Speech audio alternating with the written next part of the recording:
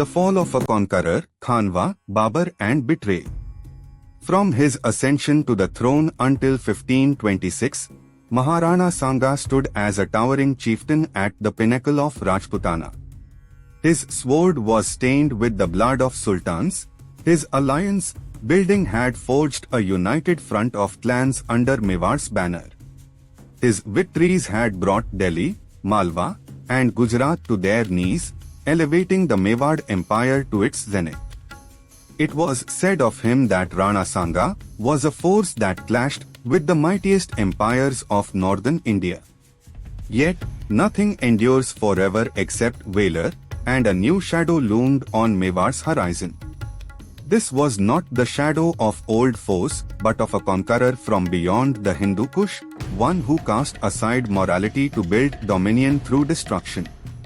A descendant of Timur and Genghis Khan, the Timurid prince Babur stepped into India with modern artillery and weaponry. His cannons shattered Ibrahim Lodi's army at Panipat on 21 April 1526. The Mughal surge had begun, but the Lion of Mewar, Maharana Sanga, saw in it both a threat and an opportunity. On 17 March 1527, the Battle of Khanwa pitted Rajput valor against Mughal innovation. On that soil unfolded a war destined to shape Hindustan's fate. It was Sanga's greatest challenge, a test of his courage, and the beginning of a tale of internal rebellion that led to his downfall. Betrayal strikes deepest in war, and it was this betrayal that imbued Mewar's heroic legacy in that battle with tragic glory. The rise of a new foe. Babur's triumph at Panipat was a thunderclap that echoed across Hindustan. Delhi's influence had always cast a positive or negative shadow over every Indian empire. But now, Delhi's character had changed. Ibrahim Lodi, Rana Sanga's old adversary, lay dead, his dynasty extinguished. The Delhi Sultanate was no longer Lodi but had fallen into Mughal hands. Babur's martial prowess stood apart, driven more by ruthless heart than sharp intellect. He brimmed with a brigand's cruelty, bolstered by modern artillery, yet Delhi's misfortune was that he was no mere raider. His aim was to forge an empire, his gaze fixed on Hindustan's wealth, fame, and splendor. After establishing his new capital at Agra, he began surveying a fractured land divided among warring kings, ripe for conquest. Yet, it was not as simple as he thought. For one power stood tallest, Mewar under Rana Sanga, a king whose might surpassed even the sultans Babur deemed formidable. In the Baburnama, Babur praised Sanga, calling him India's greatest ruler. He wrote of Rana as a man who fought hundreds of battles and bore the scars to prove it. To Babur, Sanga was not just a rival but a prize, a foe in that era who matched his strength. Rana Sanga viewed Babur's rise with a mix of caution and ambition. He had defeated Ibrahim Lodi twice, at Khatoli and Dholpur, pushing the Lodi Sultanate to the brink of collapse. Indeed, historians argue that Panipat was Babur's indirect victory. He merely finished what Sanga had started. The Mughal presence in Delhi awakened Sanga's grand dream. Delhi had always been India's capital, and seizing this ancient seat was both his aspiration and resolve. He sought to resurrect the Hindu empire lost since the Pratihara days and, through his unification efforts, secure Hindustan's throne for Rajputana. But perhaps Sanga underestimated Babur, dismissing him as a foreign marauder who would retreat to Kabul with a filled treasury. This misjudgment, born of Rajput disdain for outsiders and contemporary arrogance, proved a fatal error, one that could shatter Mewar's dream. Both kings circled each other, probing for victory and opportunity in a political game. Rana Sanga sent an envoy demanding Babur leave India, stating that if he relinquished Delhi's throne, he could live in peace. This envoy was Raja Shiladitya, a Tomar chieftain known as Silhadi, a figure who would later turn the tide. Babur, stung by the audacity of this challenge amid his triumph, rejected the offer. He saw Sanga's defiance as a threat to his nascent empire, a king whose courage and might could crush his lofty ambitions at their outset. Sanga's diplomacy morphed into defiance, and war became inevitable. The prelude to battle remained uncertain, but war was now essential. With conflict at his doorstep, Rana Sanga rallied his forces, summoning his united clans estimated at 100,000 strong. Sisodia, Rathod, Kachwaha, Hara, and other Rajput marched forth. Their advance was a sea of steel and banners. Babur encamped at Khanwa, near modern Bharatpur's Fatehpur Sikri, his smaller army armed with cannons and gunpowder, weapons unfamiliar to the Rajput at the time. The plains of Khanwa set the stage for a battle that would reshape India's destiny. The Battle of Khanwa, a clash of valor and fire. The morning of 17th March 1527 dawned cold and clear. The fields of Khanwa lay ready as the backdrop for the impending clash.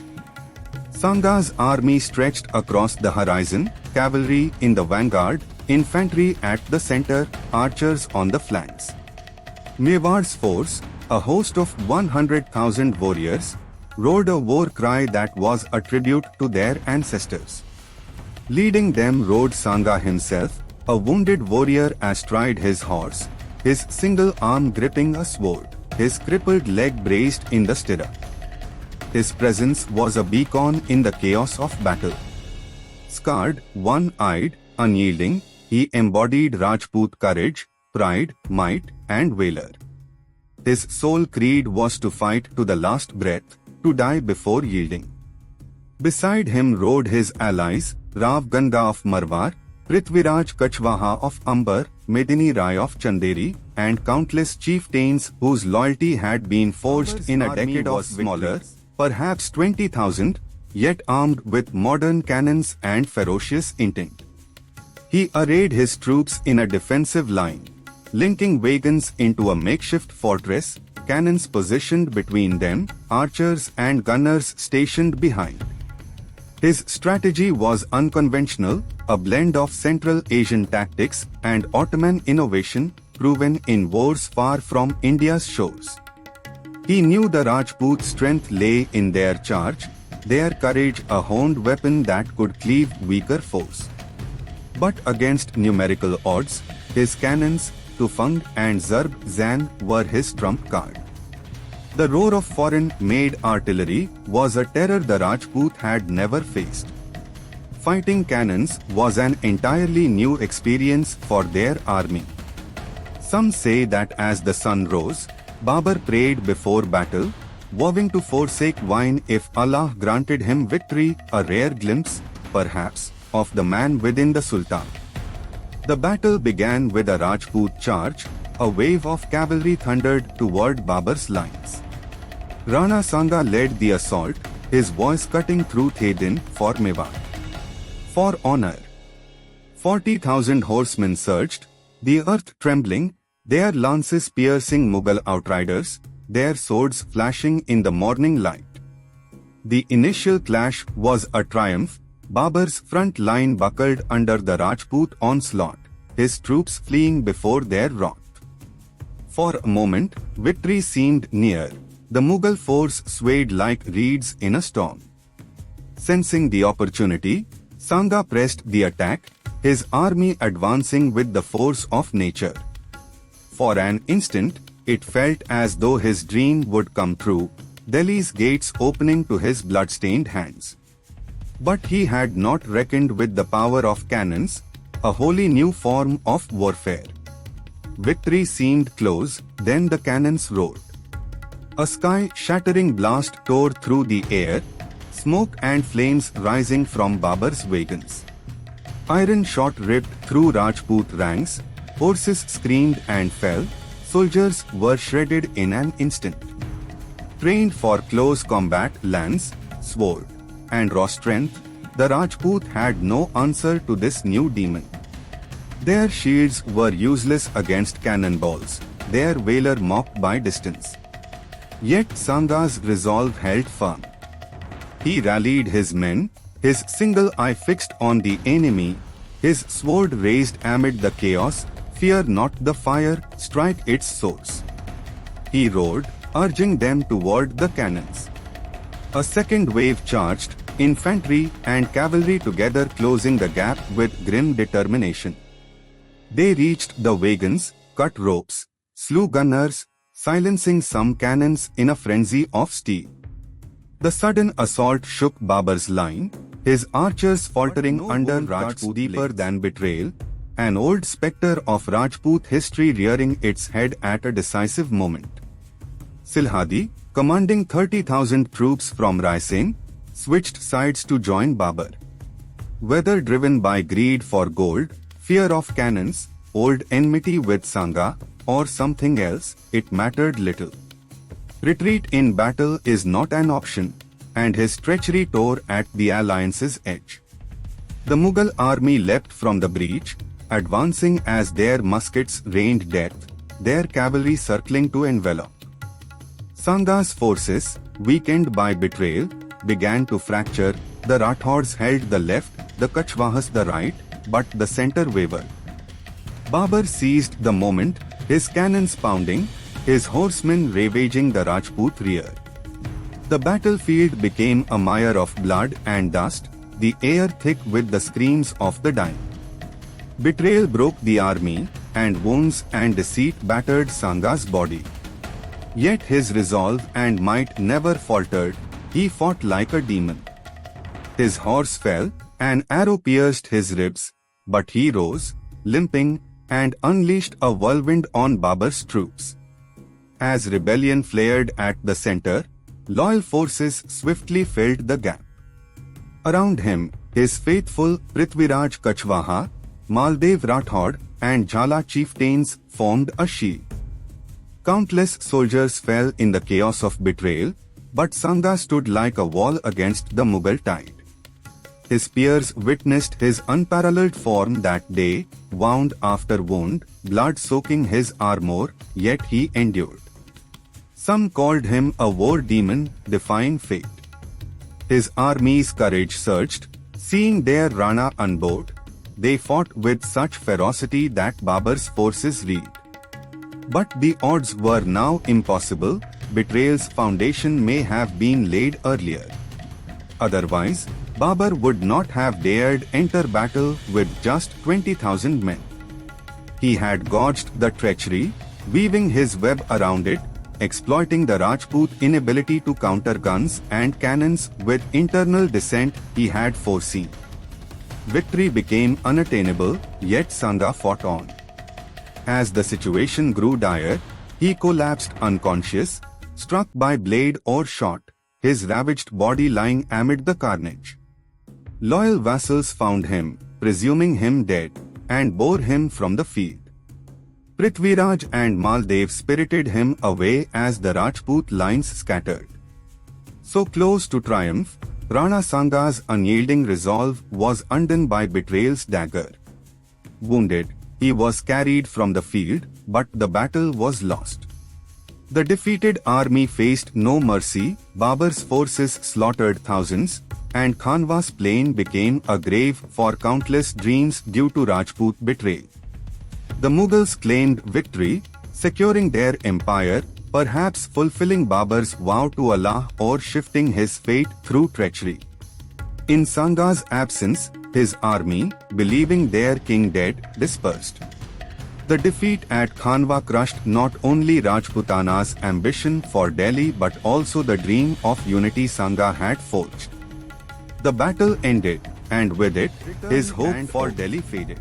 Rescued from Khanwa's field, Rana Sanga regained consciousness near Dausa at Baswa, where his loyalists sheltered him from the Mughals. His wounds were deep, physical and mental. Some say a dozen new scars joined the 80 old ones, yet his spirit burned brighter than ever. News of Khanwa's loss, Silhadi's betrayal, and the deaths of thousands struck him hard. A lesser man might have broken under such wounds, but Sanga was no ordinary soul. As he awoke, he swore an oath. He would not return to Chittor until he defeated Babur and seized Delhi.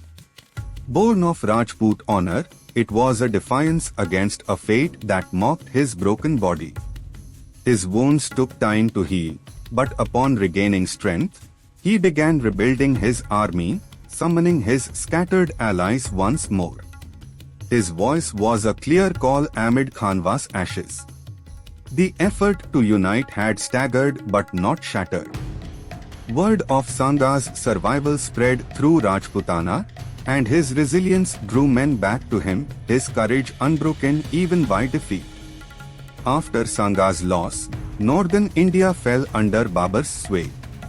Crowned Sultan of Delhi, Babur shifted his capital from Kabul to Agra, tightening his grip on the land Sanga had sought to claim. His courtiers hailed Khanwa as a greater triumph than Panipat, for it crushed Rana Sanga's Rajput renaissance, the strongest voice of Rajputana. Yet Babur learned Sanga lived, though he did not pursue him, perhaps out of respect or fear of facing that one-eyed lion again. Sanga's retreat was no surrender, it was a pause, a gathering of strength for a war or dream he could not fight to its end in life. Glory, a beginning in the end. History records two conflicting dates for Rana Sanga's passing, 30th January or perhaps 20th May 1528, at Kalpi. Months after Khanwa, he departed, but accounts of his end vary, shrouding it in mystery. The cause remains veiled, whispers of poison by chieftains, names like Banbir or Maldev Rathod, whose ambition grew in his father's shadow, men who feared pursuing Babur would ruin them alongside Sanga. Others say decades of war exhausted his body, over 80 wounds too much even for his iron will.